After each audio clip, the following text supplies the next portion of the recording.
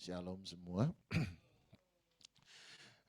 Mari sama-sama kita lihat Alkitab kita di 2 Raja-Raja pasal 4.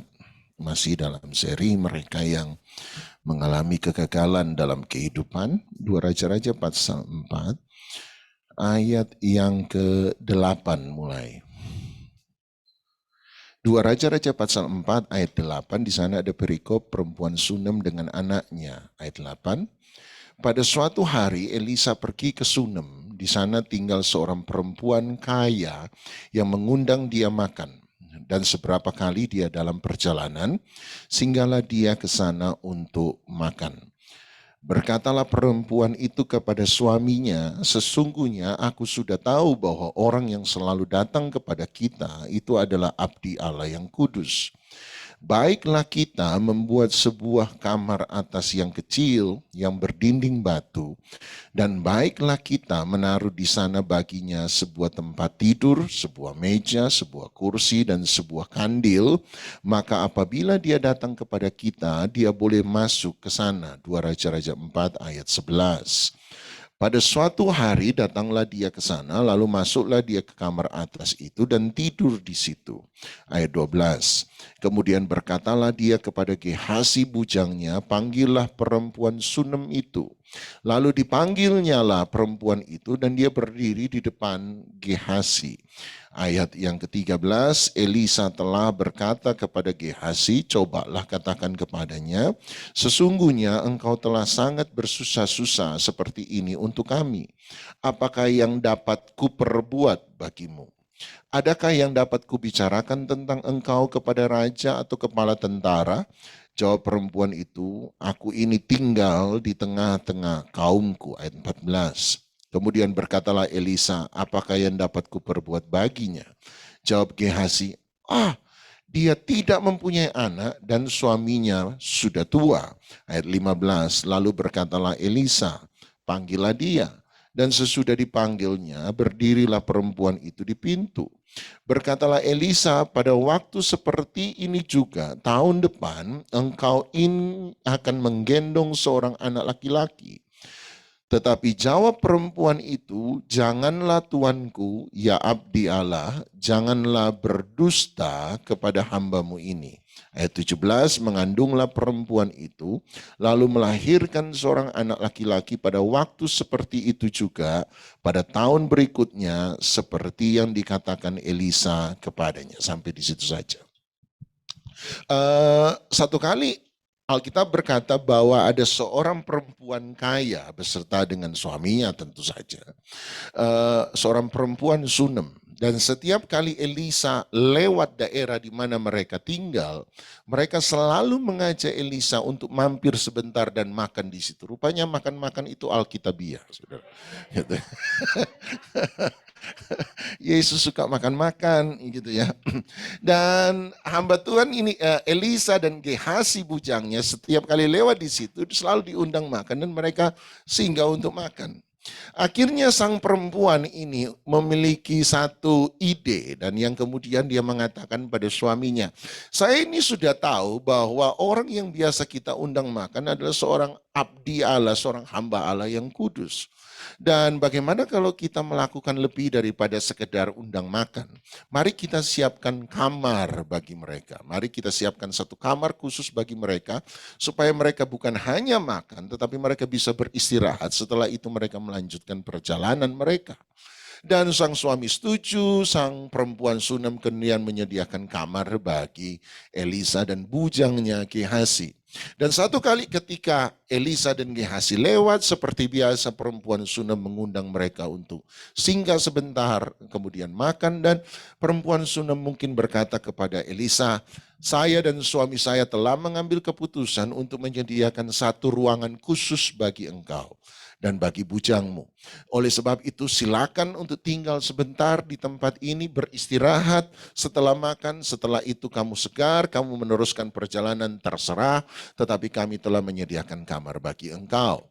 Kemudian Elisa setuju untuk menginap di situ. Anda harus ingat bahwa hari itu adalah hari di mana tentu saja adat istiadatnya sedikit berbeda.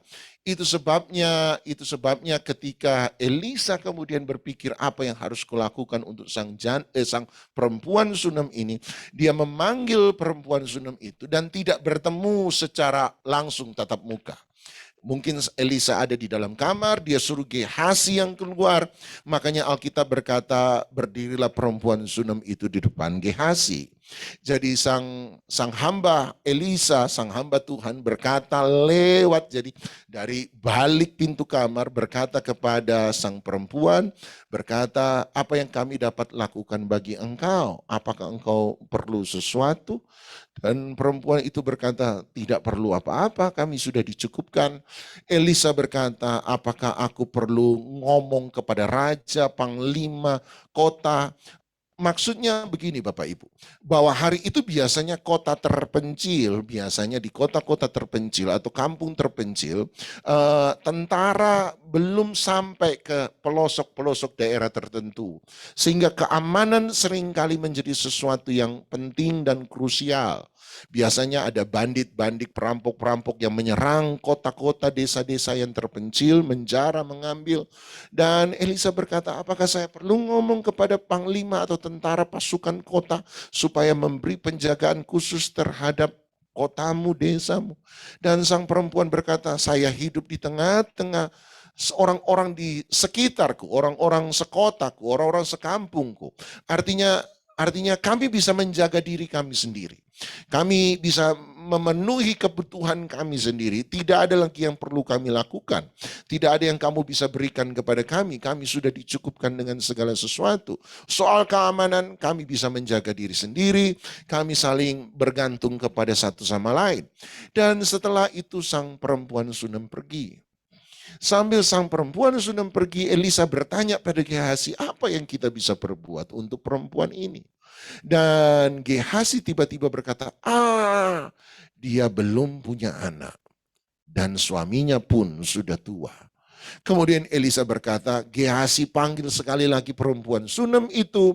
Dan kemudian Gehasi memanggil perempuan Sunem itu datang. Gehasi dari balik kamar, tidak bertemu langsung.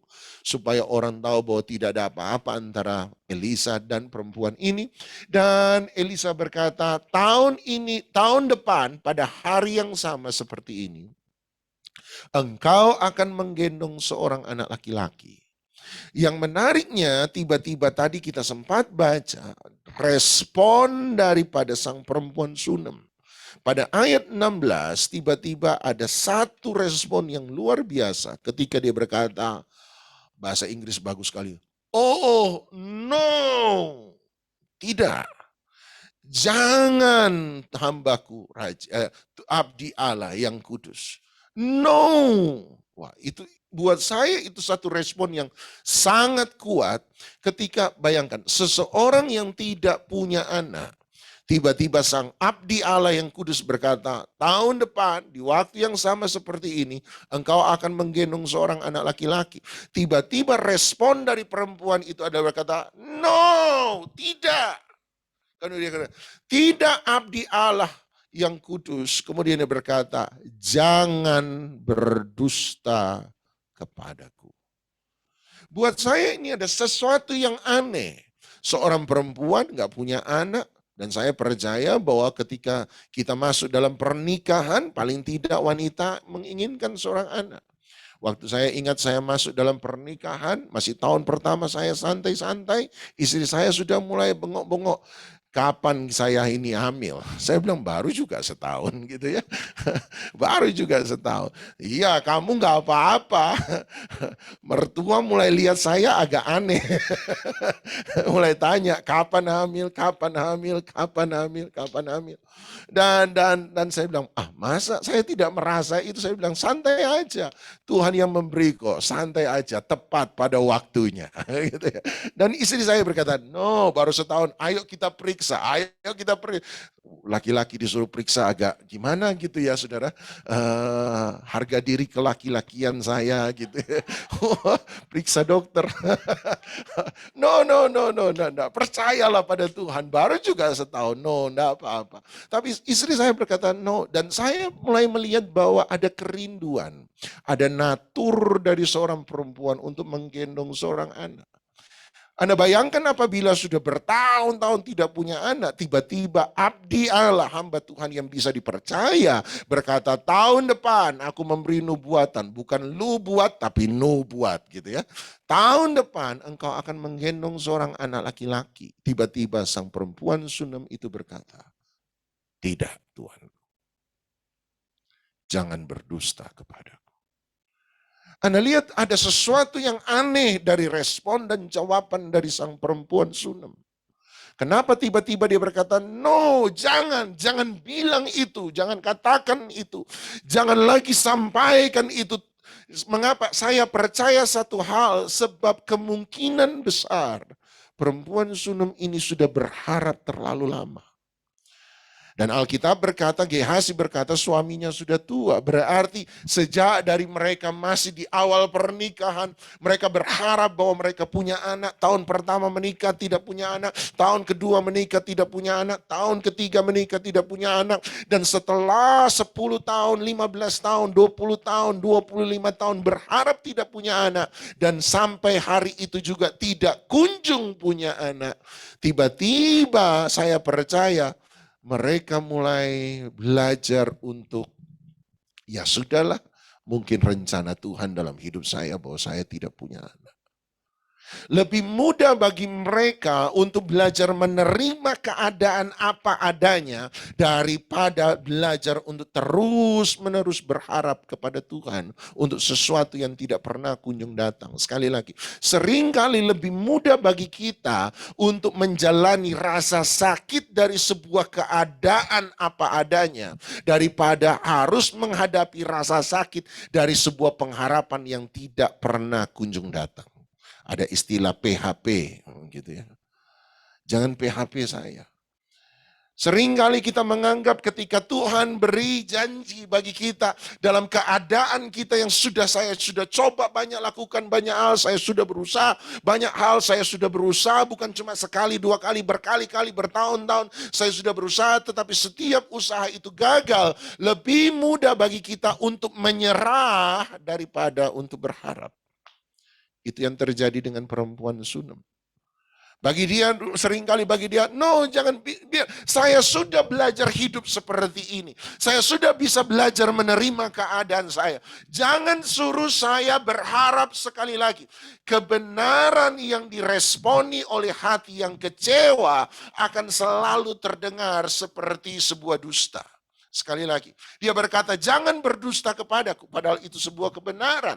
Tetapi kebenaran yang diterima oleh hati yang kecewa akan selalu ditangkap sebagai sebuah dusta. Orang yang terlalu banyak dikecewakan, tiba-tiba mendengar tentang Tuhan yang baik, Tuhan yang luar biasa. Dia akan berkata, itu kan jualannya pendeta. Lihat, kebenaran apabila sampai pada hati yang kecewa, maka akan selalu terdengar seperti sebuah dusta. Bagi kita lebih mudah untuk menghadapi kehidupan hari ini dengan rasa sakit yang sudah biasa kita alami daripada harus menghadapi rasa sakit untuk berharap pada sesuatu yang saya tahu tidak akan pernah kunjung datang. Peristiwa ini sama dengan peristiwa tentang Zakaria dan Elisabet dalam Lukas pasal 1. Anda tahu Lukas pasal 1 waktu malaikat Gabriel datang kepada Zakaria dan kemudian malaikat Gabriel berkata kepada Zakaria bahwa hari ini Tuhan memberitahukan kepadamu bahwa engkau akan mendapatkan seorang anak di tahun yang akan datang. Dan engkau hendaknya memberi nama anak itu Yohanes.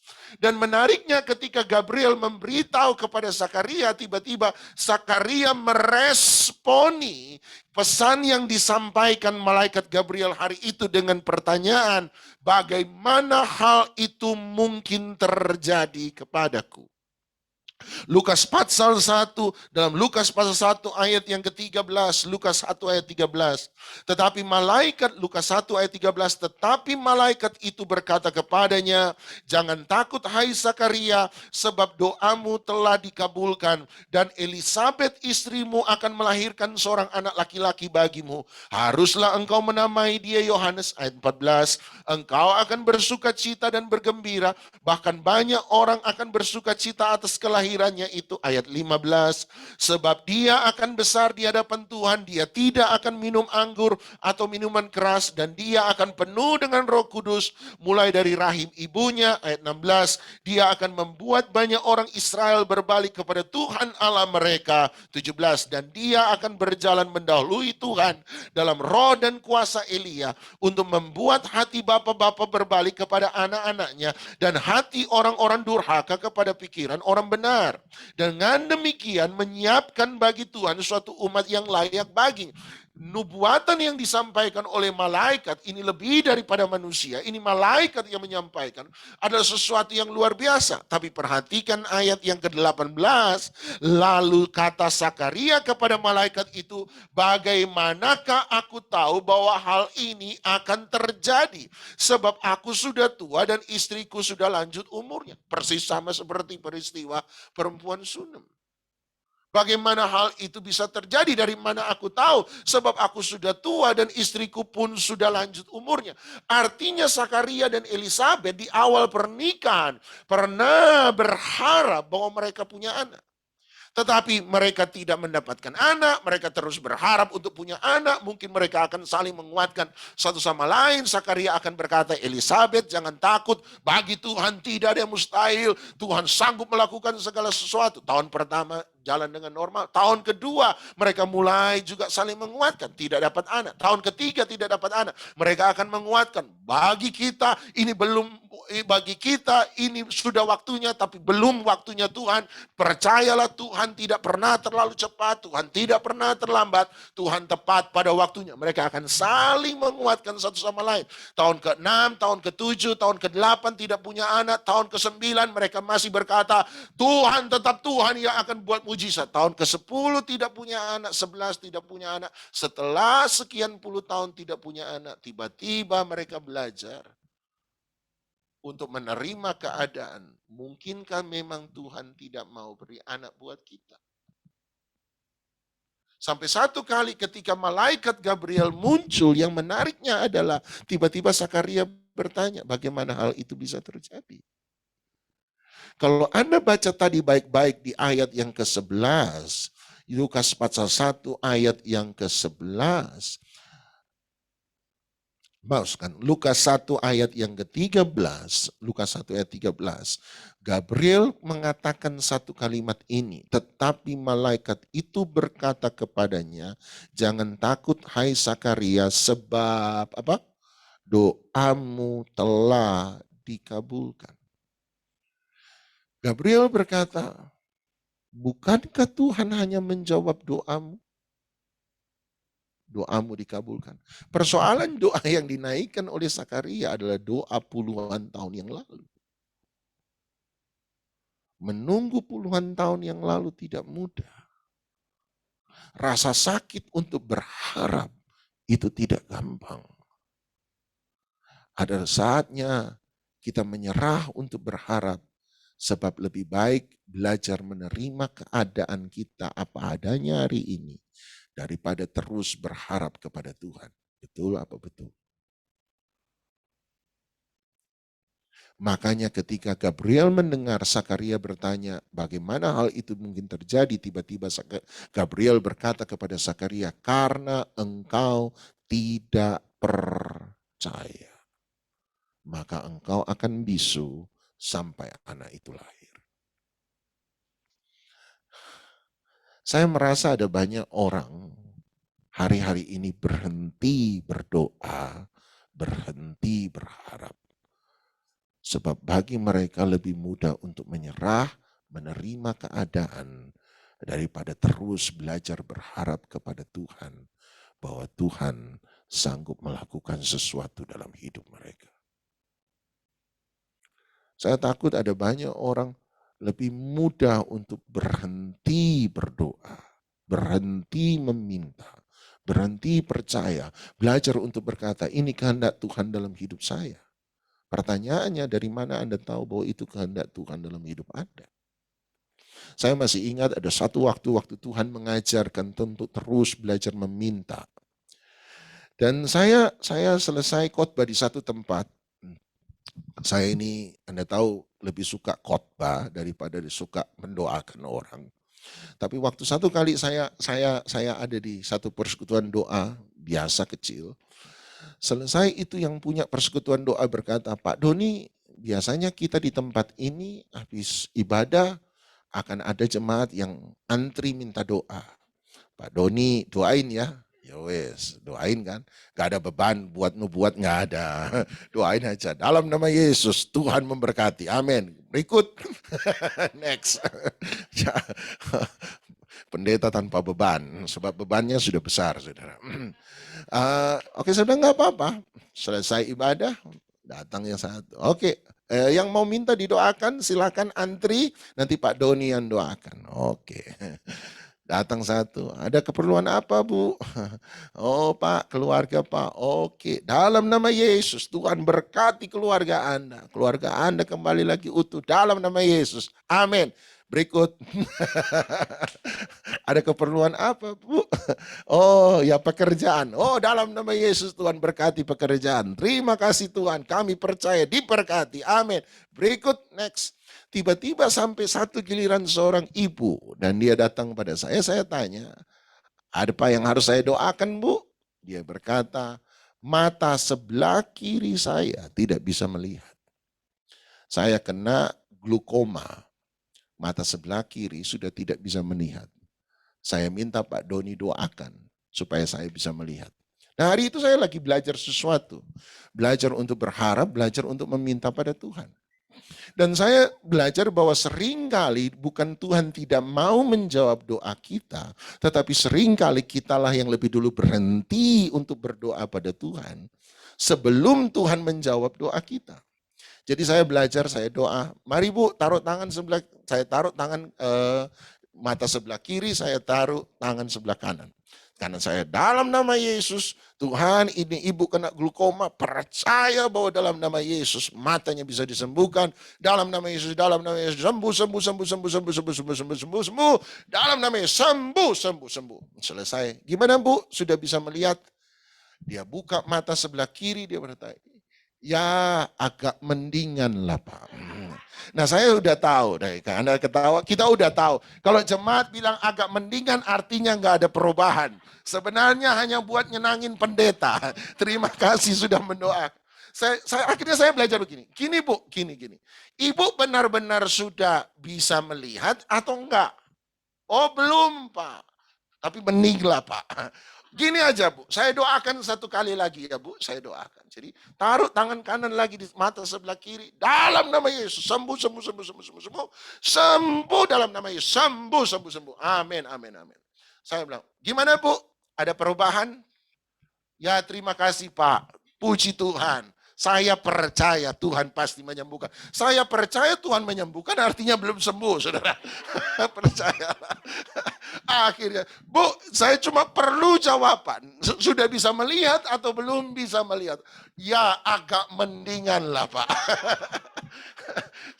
Saya bilang, Bu, saya doakan satu kali lagi. Saya bilang, mari saya doakan ya Bu, sabar. Saya doakan. Saya juga lagi belajar. Saya doakan. Dalam nama Yesus, sembuh, sembuh, sembuh, sembuh, sembuh, sembuh. Saya doakan. Dalam nama Yesus, sembuh, sembuh. Gimana Bu? Ada perubahan?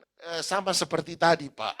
Tapi enggak apa-apa, enggak apa-apa Pak. Enggak apa. Terima kasih sudah mendoakan saya. Saya percaya Tuhan pasti menyembuhkan. Tunggu dulu, saya bilang tunggu dulu. Saya doakan satu kali lagi. Dan saya doakan, dan saya ingat itu kali yang kelima. Dan saya doakan kepada dia, dalam nama Yesus sembuh, sembuh, sembuh, sembuh, sembuh. Sembuh Tuhan engkau sanggup menyembuhkan. Amin, amin, amin, amin, amin. Dalam nama Yesus, dalam nama Yesus. Amin. Saya bilang, gimana Bu ada perubahan? Dan Anda harus lihat muka ibu itu hari itu. Waktu dia buka mata sebelah kiri, dia bilang, Kok bisa lihat, Pak? Saya bilang, sebentar Bu, apa? Kok bisa lihat? Masa? Seringkali waktu Tuhan jawab, pendeta nomor satu yang tidak percaya, saudara. Saya bilang, yang benar Bu. Iya Pak, bisa lihat Pak. Wah, dia rame di situ. Dia bilang sama temannya, benar, yang tadi benar nggak bisa lihat, sekarang bisa lihat. Saya dengar ini ini jemaat satu tanya pada sang ibu, waktu ibu itu duduk, karena saya harus doakan yang lain. Saya sempat dengar ada jemaat tanya, benar-benar sudah bisa lihat Bu. Saya bilang dalam hati, ini jemaat satu juga nggak percaya ternyata. Dan dia bilang, benar, dia saksi. Saya ini glukoma, nggak bisa lihat sebelah kiri. Hari ini terang, terang. Saya udah coba tadi sama Pak Doni, terang, benar terang. Terang. Dan sehari itu saya belajar satu hal. Dari mana saya tahu waktu saya berdoa pertama dan tidak terjadi apa-apa, bahwa itu kehendak Tuhan dalam hidupnya. Dari mana saya tahu? Kalau saya tidak pernah mencoba sampai yang kelima, jangan-jangan sampai hari itu dia pulang, dia tidak mengalami kesembuhan hari itu. Dari mana saya tahu? Dan menariknya, sejak hari itu dalam waktu 3 bulan saya buat percobaan yang sama. Bukan saya mendoakan, saya suruh jemaat saling mendoakan. Dan dalam waktu 3 bulan saya melihat mujizat yang belum pernah saya lihat sebelumnya. Dalam seluruh pelayanan saya. Bertahun-tahun, berpuluh-puluh tahun pelayanan saya digabung jadi satu. Tidak akan pernah bisa mengalahkan jumlah mujizat yang saya lihat dalam waktu 3 bulan. Dalam waktu 3 bulan, jemaat, dan bukan saya, jangan datang sekarang ini, Pak Doni doakan saya, percayalah. Tapi dalam waktu 3 bulan, jumlah kesaksian mujizat yang terjadi ketika jemaat saling mendoakan. Saya hanya mendoakan mungkin sekian orang, sekian kesembuhan yang terjadi, tapi jemaat yang ketika saling mendoakan itu ada banyak mujizat yang terjadi. Kanker payudara disembuhkan, ada yang pergelangan kaki sudah hancur, tiba-tiba Tuhan bisa sembuhkan, dan mereka saling bersaksi, dan saya melihat hari itu. Saya ajarkan mereka satu hal, kalau doa belum terjadi, selama masih ada waktu, doakan lagi. Belum terjadi, doakan lagi. Belum terjadi, doakan lagi. Selama masih ada waktu, mari kita pakai itu sebaik-baiknya. Doakan lagi, doakan lagi, doakan lagi, doakan lagi. Saya lihat Parkinson disembuhkan dalam waktu 3 bulan. Dan saya lihat ada banyak mujizat, ada puluhan mujizat. Dan saya bilang sama Anda, puluhan tahun melayani, jumlah mujizat selama puluhan tahun melayani, dengan 3 bulan ketika kami mencoba itu, jumlah dalam mujizat 3 bulan itu jauh lebih banyak daripada selama puluhan tahun saya melayani. Saya percaya satu hal, ada banyak orang seringkali bukan karena Tuhan tidak mau menjawab doa, tetapi karena kita lebih dulu berhenti untuk berharap pada Tuhan di dalam doa. Sama seperti perempuan Sunem, sama seperti Zakaria, kita berkata bagaimana hal itu bisa terjadi. Padahal menurut malaikat Gabriel, kamu yang berdoa. Tuhan hanya menjawab doamu. Kenapa kamu berhenti untuk percaya? Hari ini jangan pernah menyerah. Doa. Tapi Anda bilang sudah terlambat. Saya setuju bahwa Tuhan tidak pernah terlalu cepat. Tapi saya tidak setuju bahwa Tuhan tidak pernah terlambat. Sebab dalam Alkitab Tuhan Yesus suka terlambat.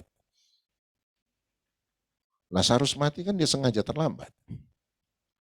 Sebab bagi dia konsekuensi keterlambatan tidak ada pengaruhnya dengan dia. Sebab sekalipun dia terlambat, yang mati dia sanggup bangkitkan. Betul, saya setuju. Tuhan tidak pernah terlalu cepat. Tuhan suka mepet-mepet sering. Tapi saya tidak setuju Tuhan tidak pernah terlambat. Ada beberapa peristiwa dia sengaja terlambat. Sebab bagi dia konsekuensi keterlambatan tidak ada pengaruhnya dengan dia. Sebab dia sanggup membuat yang mati bangkit kembali. Hari ini jangan berhenti percaya. Jangan pernah berhenti berdoa. Jangan pernah berhenti berharap. Tuhan belum jawab. Berharap terus. Tuhan belum jawab. Tetap berdoa. Tuhan belum jawab. Terus percaya. Kita kan nggak tahu itu kehendak Tuhan atau bukan dalam hidup kita. Tugas kita hanya saya percaya. Konsekuensi dari punya Tuhan yang baik, konsekuensi daripada punya Tuhan yang berkuasa adalah kita akan punya ekspektasi terhadap Tuhan yang baik dan Tuhan yang berkuasa. Kita punya ekspektasi harapan bahwa Tuhan akan melakukan sesuatu dalam kehidupan kita. Mari siapkan roti perjamuan, anggur perjamuan kita. Saya kok merasa ada beberapa orang yang satu titik, satu keadaan. Anda berhenti percaya, Anda berhenti berharap.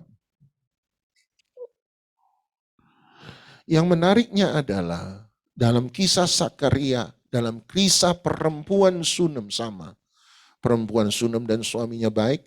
Dalam kisah Sakaria Anda baca. Lukas secara sengaja mencatat di awal bahwa Sakaria dan istrinya Elisabet adalah orang yang taat kepada Tuhan.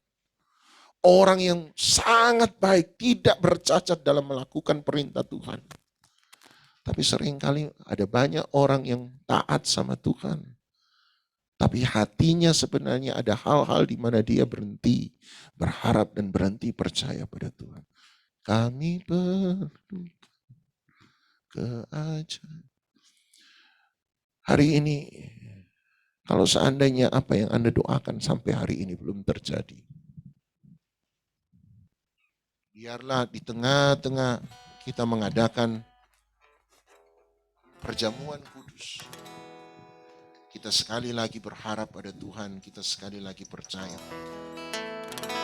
Bagi Tuhan tidak ada yang mustahil. Dan bagi orang yang percaya pun tidak ada yang mustahil. Hari ini mari sekali lagi izinkan janji-janji Tuhan masuk dalam kehidupan kita. Izinkan firman Tuhan kembali lagi menguatkan kita dan berkata, oh sungguh apa yang Anda harapkan hari ini. Tuhan tetap punya cara, punya jalan. Saya nggak tahu apa yang Tuhan akan lakukan, saya tidak tahu kapan, apakah itu kehendak Tuhan atau bukan, saya nggak tahu. Tapi tugas saya adalah saya belajar berharap kepada Dia. Saya belajar percaya pada Dia. Mari datang sama Tuhan. Kami perlu. Kami perlukan keajaiban. Kami butuhkan sentuhan tangan-Mu. Kami tak